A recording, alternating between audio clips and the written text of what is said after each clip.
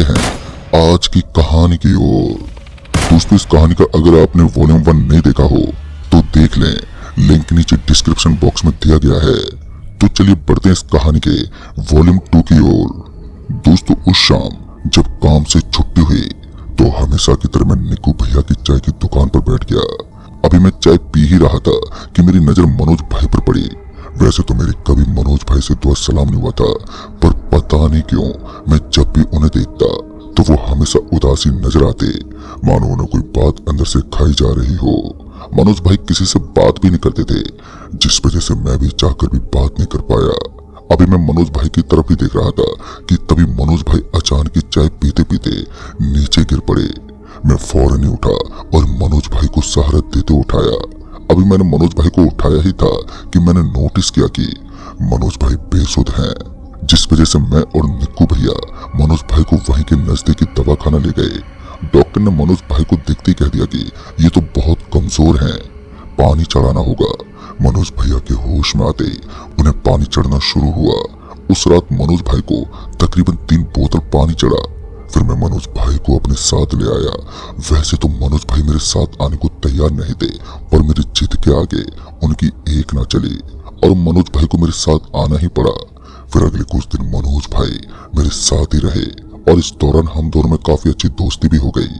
पर अभी भी मनोज भाई हमेशा की तरह गुमसुम ही रहते थे।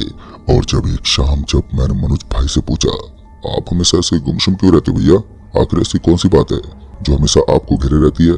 जिस पर मनोज भाई ने मेरी बात को टालने की कोशिश की, पर जब मैंने जोर दिया तो उन्होंने जो बताया वो सुनकर तो मेरी आंखों से आंसू बहने लगे।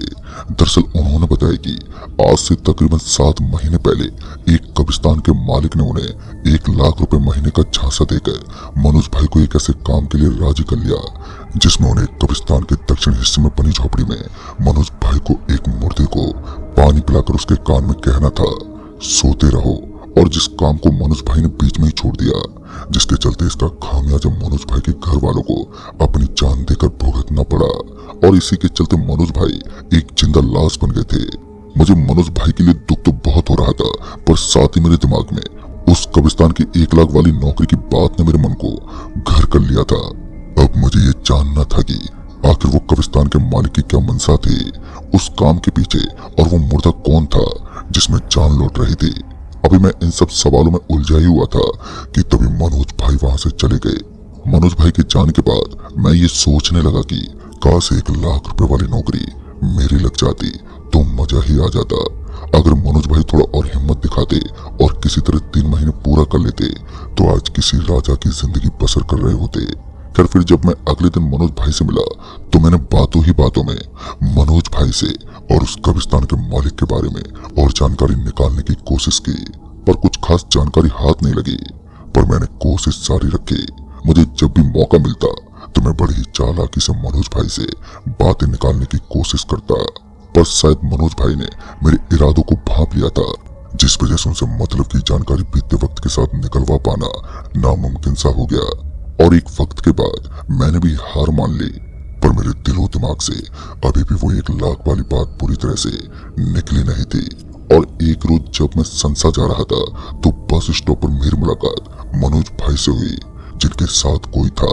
और जब थोड़ी बातचीत हुई तो पता चला कि वो दूसरा आदमी कोई और नहीं बल्कि मनोज भाई के विजेंद्र काका हैं, जिन्हें संसा से ट्रेन पकड़नी थी और मैं भी अपनी बाइक से संसा ही जा रहा था। लिहाजा मैंने मनोज भाई से कहा, मनोज भाई मैं संसा ही जा रहा हूँ, आप कहो तो मैं काका जी को स्टेशन छोड़ देता हूँ। वैसे भी आज मौसम कुछ ठीक नहीं लग रहा है और बस का भी कुछ पता नहीं है कब तक आएगी। मेरी बात सुनने के बाद मनोज भाई ने कहा, ठीक है जुगल, तुम काका को स्टेशन छोड़ दो। और मनोज भाई के इतना कहते ही मैंने विजेंद्र काका को अपनी बाइक पर बैठाया और संसा स्टेशन की तरफ निकल पड़ा। पूरे रास्ते काका जी से बातचीत होती रही और जब काका जी अचानक ही भावुक हो उठे तो उनके मुंह से एक ऐसी बात निकल गई जिसे सुनकर मेरे कान खड़े हो गए। दरअसल जब काका जी ने कहा कि अगर मैंने उस रोज मनोज को अपने साथ कब्रिस्तान के उस काम में नहीं लगाया होता तो आज मनोज का परिवार जिंदा होता। मैं अपने मालिक के इरादे को भांप नहीं पाया और मनोज को तबाह कर बैठा। और जब इस पर मैंने काका जी से तफसील से सारा माजरा पूछा तो उन्होंने हर एक बात बता दी। जो मैं जानना चाहता था।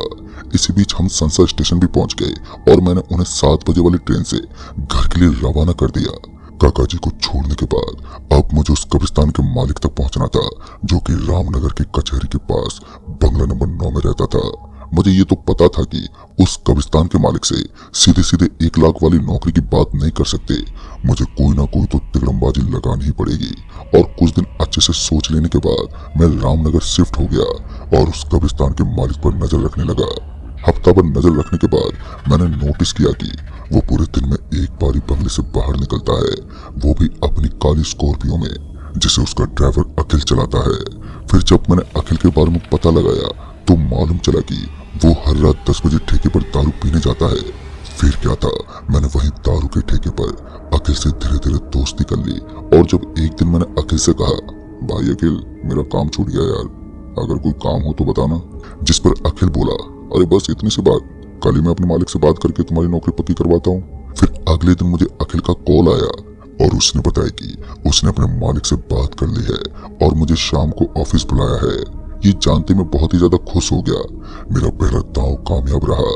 फिर जब शाम को मैं अखिल के मालिक से मिलने उनके ऑफिस पहुंचा तो अखिल ने अपने मालिक से मिलवाते हुए कहा, ये जुगल है, मेरे गांव का दोस्त, मैंने इसी के बारे में आपसे बात की थी। जिस पर मालिक ने कहा, ठीक है, इसे जमील से मिलवा दो, वो देख लेगा। और ये बोलकर मालिक वहां से चले गए और वहीं अखिल मेरे को लेकर जमील के पास पहुंचा। फिर जमील से बात करने पर जमील ने कहा, अभी तो कोई काम नहीं है, पर मालिक ने कहा है तो कल से काम पर आ जाना। फिर जब मैंने तनख्वाह की बात की तो जमील ने कहा कि अभी तो फिलहाल के लिए 9,000 रुपए मिलेंगे, फिर जब काम तय हो जाएगा तो काम के हिसाब से तनख्वाह फिक्स कर देंगे। पैसों की बात करने के बाद मैं ऑफिस से निकला और घर पहुंचने के बाद मैं अगले दिन की तैयारी में जुट गया। फिर जब मैं सुबह ऑफिस पहुंचा तो सबसे पहले मैं जमील से मिला। जमील ने मेरे को देखते कहा, तुम आराम से बैठो, अगर कोई काम होगा तो मैं तुम्हें बता दूंगा। और ये बोलकर जमील चला गया और वहीं मैं ऑफिस के एक कोने में कुर्सी लगाकर चुपचाप से बैठ गया। पहले रोज तो मैं कुर्सी से ही चिपका रहा, हालांकि जमील ने बीच बीच में आकर हालचाल भी पूछा, पर कोई काम नहीं दिया। फिर शाम के तकरीबन 7 बजे जमील ने कहा, तुम्हारी छुट्टी हो गई है, अब घर जाओ, कल वक्त पर आ जाना। इसके बाद मैं घर चला आया और फिर यही सिलसिला चलता रहा। मैं रोज सुबह ऑफिस पहुंच कर उस कुर्सी पर बैठ जाता और फिर शाम के तकरीबन 7 बजे घर लौट आता। अब करीबन 1 महीना होने को चला था, पर मेरा प्लान पहले ही पड़ाव पर थमसा गया था। वैसे तो मैंने हर मुमकिन कोशिश की मालिक की नजरों में आने की, पर मेरी दाल नहीं गली। अब मुझे ये समझ में नहीं आ रहा था कि अभी मैं और इंतजार करूं सही वक्त आने का या फिर वापस लौट जाऊं। इसी कसमकस में 1 महीना भी पूरा हो गया और मुझे पहली तनख्वाह जो कि 9,000 थी वो मिल गई। पर मैं तो 1 लाख महीने की सोच कर आया था, पर मेरे हाथ सिर्फ 9,000 ही लगे थे, जिससे मैं बहुत ही निराश हो चुका था।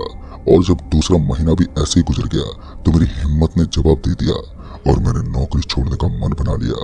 और जब मैं उस शाम ऑफिस से घर लौटा तो अपना बोरिया बिस्तर समेटकर अपने पुराने ठिकाने की तरफ निकल पड़ा। अभी मैं बस स्टॉप पर बैठा अपनी बस के आने का वेट ही कर रहा था कि तभी जमील का फोन आ गया। जमील ने फोन पर कहा, जुगल तुम मुझे अभी लाल चौक पर मिलो, कुछ जरूरी बात करनी है। जमील के ये कहते ही पता नहीं क्यों मेरी उम्मीद एक बार फिर से जाग गई और मैंने फौरन ही जवाब देते हुए कहा, ठीक है जमील, मैं अभी लाल चौक पर पहुंचता हूँ। मैंने फौरन ही अपना सामान वहीं बस स्टैंड के ढाबे वाले के पास रखते हुए ढाबे वाले से बोला, भैया मैं कुछ देर के लिए अपना सामान छोड़ के जा रहा हूँ, जरा ख्याल रखना। चूंकि ढाबे वाले से मेरी जान पहचान थी तो उसने मना नहीं किया और ढाबे पर सामान रखने के बाद मैं निकल पड़ा लाल चौक की तरफ जमील भाई से मिलने। फिर जब मैं लाल चौक पहुंचा तो जमील भाई पहले से वहां पर पहुंचे हुए थे। मेरे आते ही जमील भाई मुझे एक चाबी देते हुए बोले, ये मालिक के पुराने हवेली की तहखाने की चाबी है, तुम्हें उस तहखाने के संदूक से एक चमकीला पन्ना लेकर आना है, पर ध्यान रहे जिस दरवाजे से तुम उस तहखाने में दाखिल होगे उस दरवाजे से बाहर मत आना। और ये बोलकर जमील भाई ने मुझे उस हवेली तक पहुंचने का रास्ता बताया और फिर वो वहां से चले गए। जमील भाई के जाने के बाद मैं ये सोचने लगा कि अब ये भला कौन सा काम मिल गया। फिर कुछ सोचने के बाद मैं हवेली की तरफ निकल गया और जब मैं उस हवेली पर पहुंचा तो मैंने पाया कि वो हवेली जर्जर हालत में है। यहाँ तक कि उस हवेली की ऊपरी 2 मंजिलें ढह चुकी थी और जंगली पेड़ पौधों ने उस हवेली के ज्यादातर हिस्सों को अपने कब्जे में कर चुकी थी। फिर जब मैं उस हवेली में दाखिल हुआ तो अंदर एक ऐसा रास्ता था जो हवेली के नीचे की तरफ जा रहा था। शायद ये रास्ता उस तय खाने की तरफ जा रहा था। फिर जब मैं उस रास्ते से होते हुए उस तय खाने तक पहुंचा तो मैं ये देखकर हैरान हो गया कि उस तय खाने में पहले से ही बहुत से लोग मौजूद हैं, जिनमें से काफी लोग मुर्दों की तरह लेटे हुए थे और जो कुछ लोग जिंदा थे वो थोड़ा बहुत हिल रहे थे। उनकी भी हालत कुछ खास ठीक नहीं थी। फिर जब मेरी नजर वहां बिखरी चाबी पर पड़ी तो मैं थोड़ा सदमे में आ गया, क्योंकि जो चाबियां वहां बिखरी पड़ी थी ठीक वैसे ही एक चाबी मेरे पास भी थी। मतलब कि जमील ने ही इन सब लोगों को यहाँ पर भेजा था, पर इनमें से कोई वापस नहीं लौट पाया। अभी मैं उन सब लोगों को ही देख रहा था कि तभी मेरी नजर उस बड़े से संदूक पर पड़ी जो हवा में तैर रही थी। और जब मैं उस संदूक के पास पहुंचा तो मैंने अपनी चाबी निकाली और उस संदूक को खोलने के लिए मैं वो चाबी उस संदूक पर लटके ताले में लगाने ही वाला था कि तभी वहां अधमरे लोगों में से एक ने मुझे इशारा करते हुए कहा, संदूक मत खोलो। उस आदमी का इशारा समझते ही मैं रुक गया और उस आदमी के करीब जाकर बोला, आपको जमीन ने यहाँ पर भेजा था क्या? जिस पर उसने अपना सर हाँ में हिलाया और फिर कुछ देर के बाद बोला, संदूक खोलने से पहले यहाँ से बाहर निकलने का रास्ता खोज लो। एक बार संदूक खुला तो सिर्फ 3 मिनट तक ही तुम्हारा शरीर ठीक से काम करेगा, उसके बाद तुम्हारी हालत हम जैसी हो जाएगी। उस आदमी की बात सुनने और समझने के बाद मैंने सबसे पहले इस तय खाने से बाहर निकलने वाला रास्ता खोजने का फैसला किया। मुझे जमील की वो बात याद थी कि उस दरवाजे से बाहर नहीं जा सकते जिस दरवाजे से अंदर आए हैं, और इस तय खाने में भी कुछ ऐसा नहीं था जिससे बाहर निकला जा सके। सिर्फ और सिर्फ एक ही रास्ता था जिससे होते हुए मैं यहाँ तक पहुंचा था। मतलब कि इस तय खाने से तो नहीं, पर इस हवेली में कहीं वो रास्ता था जिससे बाहर निकला जा सकता था। मैं फौरन ही उस तय खाने से बाहर निकलकर हवेली के उस दरवाजे पर आया जिससे मैं इस हवेली में दाखिल हुआ था। हवेली में चारों तरफ नजर दौड़ाने के बाद मैंने पाया कि वहां कोई दूसरा दरवाजा नहीं है, और तो और ऊपरी मंजिल तक जाने वाली सीढ़ियां भी बुरी तरह से ढही हुई है। मतलब कि यहाँ से बाहर निकलने का कोई दूसरा रास्ता नहीं है। कुछ देर सोचने के बाद मेरा ध्यान उसी इकलौते दरवाजे पर गया जिससे मैं अंदर आया था। मुझे लगा कि क्यों ना एक बार देख लूं कि आखिर इसी दरवाजे से जाने से क्या होता है, और ये सोचकर मैं उस दरवाजे से बाहर निकला। उस दरवाजे से बाहर आने पर मैंने पाया कि सब कुछ नॉर्मल ही है। मतलब कि जमील ने जानबूझकर इस दरवाजे से बाहर निकलने से मना किया था। ये समझते हैं कि यही बाहर जाने का रास्ता है, मैं फौरन ही उस तय खाने में पहुंचा जहां वो संदूक अभी भी हवा में तैर रहा था। वैसे तो मुझे घबराहट हो रही थी, पर मैं किसी तरह अपना जिगरा मजबूत किए हुए था, और जैसे ही मैंने उस संदूक पर लटके ताले को खोला तो वैसे ही संदूक धड़ाम से नीचे जमीन पर गिर पड़ा। संदूक के जमीन पर गिरते ही मुझे ऐसा लगा कि मेरे ऊपर कुछ बहुत ही भारी भरकम चीज आ पड़ी हो।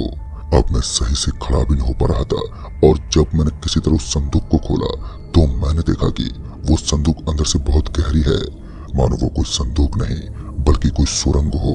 अभी मैं उस संदूक में झांक ही रहा था कि तभी मुझे एहसास हुआ कि मेरा पूरा बदन अब सुनने यानी बेजान पड़ने लगा है। अब जहाँ एक और मेरा शरीर धीरे धीरे साथ छोड़ रहा था, तो वहीं मैं किसी तरह वहां से निकलने की कोशिश में लगा था। पर इससे पहले मैं वहां से निकल पाता कि अचानक ही वहां मुर्दा पड़े लोगों के शरीर में फिर से जान लौट आई। पर उनकी सफेद पड़ी आंखों और मुंह से निकलते लार्वा से साफ था कि ये इंसान नहीं है। मैं अपने आप को जमीन पर घसीटते हुए थोड़ा आगे बढ़ा ही था कि उन सब मुर्दों ने मुझे दबोच लिया और मेरे को किसी पुतले की तरह जमीन पर खींचने लगे। कुछ देर में मेरी हालत इतनी बुरी हो गई कि अब मुझे दर्द का भी एहसास नहीं हो रहा था। भगवान की नेमत से मेरी सांस अभी भी चल रही थी, पर मुझे पता था कि अगले चंद मिनटों में मेरी सांसें भी मेरा साथ छोड़ जाएंगी कि तभी उन मुर्दों ने मुझे इतनी जोर से उछाला कि मैं उस संदूक के पास जा गिरा। उस वक्त ना जाने मुझे क्या सूझा कि मैं उन मुर्दों से बचने के लिए उस संदूक में ही कूद गया। उस संदूक में कूदने के बाद जब मैं उस संदूक के तली पर गिरा तो मुझे एक जोरदार झटका लगा, और उस जोरदार झटके के साथ मेरी आंखें बंद हो गई। और जब मेरी आंखें खुली तो मैंने देखा कि सामने जमील खड़ा हंस रहा है। जमील को हंसता देख मैं उस पर चीखते हुए बोला, तुमने जानबूझकर मुझे मरने के लिए उस हवेली में भेज दिया था, मैं तुम्हें छोड़ूंगा नहीं, तुमने गलत आदमी से पंगा ले लिया है। अभी मैं जमीन पर बरस ही रहा था कि तभी मालिक वहां पर आ पहुंचे और मेरे सामने नोटों से भरा हुआ बैग रखते बोले, ये 10 लाख रुपए हैं, और हाँ, हमने जानबूझकर तुम्हें उस हवेली में भेजा था, पर तुमसे पहले भी हमने 762 लोगों को उस हवेली में भेजा था, पर उनमें से कोई नहीं लौटा।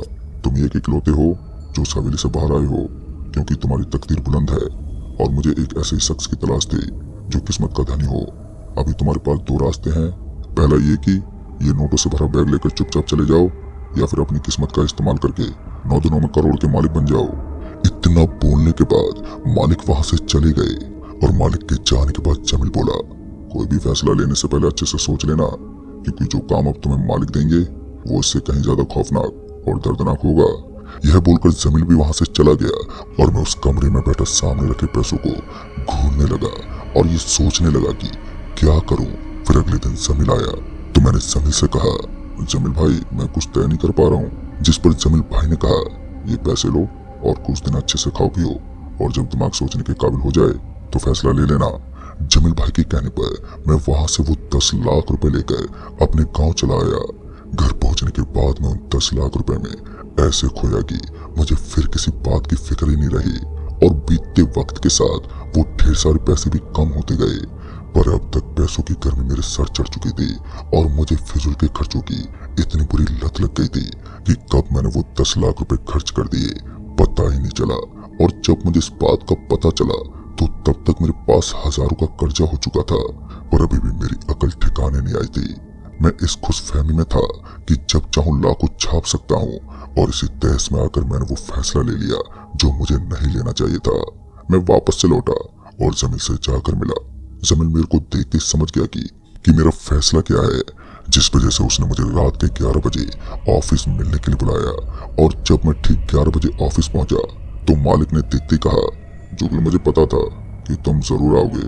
फिर जब मालिक ने आगे उस 9 दिनों के काम के बारे में बताया तो मेरी रूह कांप उठी, क्योंकि मनोज भाई को जो कब्रिस्तान का काम मिला था अब वो काम एक दूसरे लेवल पर ही पहुंच गया था। सारे नियम और कायदे बदल चुके थे। मुझे अगले 9 दिनों तक मौत से दो हाथ करने थे, और ये काम मेरे अकेले के बस का नहीं था। और जब मैंने ये बात मालिक से कही तो मालिक ने कहा, ठीक है तुम अपने साथ 2 और बंदों को रख सकते हो, पर उन्हें कुछ भी हुआ तो उसके जिम्मेदार तुम खुद ही होगे। मालिक के हामी के बाद अब बारी थी ऐसे 2 बंदों को ढूंढने की जो मजबूत जिगरे वाले हों और इस काम में मेरा साथ दे सके। कुछ दिनों के छानबीन के बाद मेरी मुलाकात किशोर जी से हुई, जो हॉस्पिटल पोस्टमार्टम विभाग में काम करता था। फिर जब बातों ही बातों में मैंने किशोर जी से अपने मतलब की बात की तो किशोर बिना सोचे ही काम करने को राजी हो गया और किशोरी एक और बंदे को ले आया। सारी तैयारी के बाद हम तीनों मालिक के पास पहुंचे, जहां से मालिक ने हम तीनों को अपनी काली स्कॉर्पियो से सिरोंची के वीरान पड़े एक कब्रिस्तान में भेज दिया। सिरोंची का ये कब्रिस्तान जन आबादी से कोसों दूर एकांत में था, जहां किसी तरह की कोई हलचल नहीं थी। हवा में घुली नमी एक अजीब सी ठंड का एहसास करा रही थी। खैर इन सब बातों को दरकिनार करते हुए हम तीनों बढ़े उस कब्रिस्तान के दक्षिण भाग की तरफ, जहां वो मुर्दा हमारे इंतजार में सो रहा था, और हमें भी अगले 9 दिन तक उस मुर्दे के साथ ही रहना था। बदले नियम कायदों के अनुसार अब 9 दिनों तक हमें उस मुर्दे के साथ उस झोपड़ी में रहना था, और हर रात ठीक 2 बजे उस मुर्दे को उस मर्तबान का खाना उसके सामने परोसना था, जिसे हमने उस झोपड़ी की जमीन से 5 फीट खोद कर निकालना था। ऊपर से ये भी ध्यान रखना था कि उस मर्तबान के खाने की महक से बचे रहें, साथ ही उस खाने को भूल से भी हाथ न लगाएं, और जब वो मुर्दा खाने उठे तो उसी खोदे हुए गड्ढे में बिना कोई आवाज किए बैठे रहना है जब तक कि मुर्दा वापस से सो न जाए। और मुर्दे के सोने के बाद फिर से अगले मर्तबान के लिए 5 मिनट की खुदाई शुरू कर देना है। फिर जब हम तीनों उस कब्रिस्तान की उस झोपड़ी के पास पहुंचे तो हमें ये बात पता नहीं था कि हम तीनों ही इस झोपड़ी से बाहर आएंगे या फिर हम में से कोई नहीं। और जब हम तीनों उस झोपड़ी में दाखिल हुए तो सबसे पहले हमारी नजर उस मुर्दे पर पड़ी, जो किसी जीते जाते इंसान की तरह एक कोने में बैठा हुआ था। एक पल को तो मुझे ऐसा लगा कि वो मुर्दा अभी बोल पड़ेगा। झोपड़ी के अंदर आने के फौरन बाद ही हम तीनों ने बिना वक्त जाए किए गड्ढा खोदने का काम शुरू किया। पहले तो हमें लगा कि हम 3 जने आधे से 1 घंटे में ही 5 फीट गड्ढा खोद डालेंगे, पर जमीन थोड़ी सख्त थी, जिस वजह से हम दोनों जल्दी ही थक के चूर हो गए। पर हमारे पास वक्त बहुत कम था, क्योंकि रात के 12:30 बज चुके थे और अभी तक हम तीनों मिलकर सिर्फ 3 फीट जमीन ही खोद पाए थे। मतलब कि उस पहले मर्तबान तक पहुंचने में अभी भी 2 फीट और खोदना बाकी था, वो भी 2 बजने से पहले पहले। वक्त हमारे हाथ से निकलता जा रहा था और हम तीनों ने अपना पूरा दमखम खुदाई में झोंक रखा था। जब किशोर का फावड़ा किसी बेहद चीज से टकराया तो किशोर ने चीखते हुए कहा, जुगल भाई मुर्दे का खाना मिल गया। फिर हम तीनों ने उस मर्तबान को बाहर निकाला। मर्तबान को बरामद करने के बाद अब बारी थी इस मर्तबान को उस मुर्दे के सामने रखने की, लेकिन उससे पहले हम तीनों को अपनी अपनी नाक बंद करनी थी ताकि जब मर्तबान का ढक्कन खुले तो हमें किसी महक का पता न चले। अपने अपनी नाकों को अच्छे से ढकने के बाद मैं उस मर्तबान को लेकर उस गड्ढे से बाहर निकला और उस मुर्दे के आगे उस मर्तबान को रखकर उसका ढक्कन खोल दिया। और ढक्कन खोलते ही मैं फौरन ही उसी गड्ढे में चला आया और हम तीनों चुप करके बैठ गए। अभी हम तीनों अपनी सांसें रोके उस गड्ढे में बैठे ही थे कि तभी उस मुर्दे की अजीब सी आवाज सुनाई पड़ी। उसकी आवाज से ऐसा लग रहा था मानो वो कुछ पढ़ रहा है। इस दौरान हमारे दिल की धड़कन भी एकदम से तेज हो गई, जिसके चलते एक बेचैनी सी होने लगी। फिर जब उस मुर्दे का बड़बड़ाना बंद हुआ तो उसके दांतों की खटखटाने की आवाज आने लगी, जो हम में से कोई बर्दाश्त नहीं कर पा रहा था। जहां मैं अपने कानों को अपने हाथ से बंद किया था तो वहीं किशोर के कानों से खून आने लगा था। उस वक्त हम कुछ कर भी नहीं सकते थे, लिहाजा हम तीनों किसी तरह वो तीखी आवाज बर्दाश्त करते रहे। और जब वो आवाज आनी बंद हुई तब जाकर हम तीनों को थोड़ी राहत मिली। वहां पहले जैसी खामोशी होते ही हम समझ गए कि वो मुर्दा अपना खाना खत्म करके फिर गहरी नींद में डूब गया है। और वहीं हम तीनों भी अब बेजान पड़ने लगे थे। शारीरिक और मानसिक थकावट ने हमें इस कदर कमजोर कर दिया था कि हम तीनों कब सो गए हमें पता ही नहीं चला। और जब मेरी आंखें खुली तो काफी वक्त गुजर चुका था। किशोर और सतीश अभी भी नींद में ही थे। मैंने फौरन ही उन दोनों को जगाया और अगले मर्तबान के लिए खुदाई चालू करने को कहा।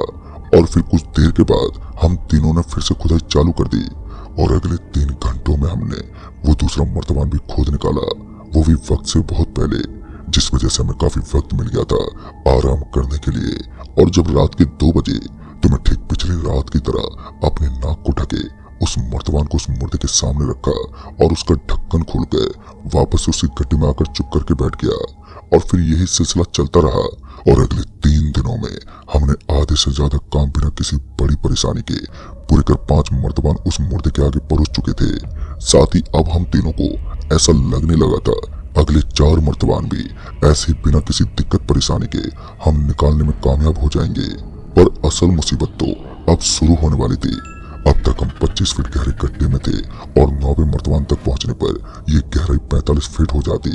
पहले तो हम अपने प्लान के हिसाब से सही चल रहे थे और जब हमने 6ठे मर्तबान को खोद कर निकाला तो इस बार सतीश की बारी थी उस मर्तबान को उस मुर्दे के पास पहुंचाने की।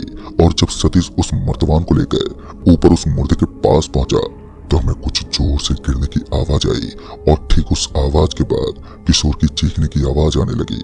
सतीश लगातार हम दोनों का नाम लेते हुए कहे जा रहा था, जुगर भाई मुझे बचा लो इस मुर्दे से, ये मुझे मार डालेगा। पर मैं और किशोर सतीश की दर्दनाक चीख सुनने के अलावा और कुछ कर भी नहीं सकते थे। जहां सतीश दर्द से छटपटाते हुए मदद की गुहार लगा रहा था तो वहीं मैं और किशोर उस गहरे गड्ढे में दुबके हुए बैठे रहे। और जब ऊपर से सतीश का एक बाजू नीचे हमारे बगल में आके गिरा तो किशोर की भी चीख निकल गई। अपने सामने सतीश के बाजू को फड़फड़ाते देख मेरा भी कलेजा मुंह को आ गया था। डर किस बला का नाम है आज मुझे एहसास हो रहा था।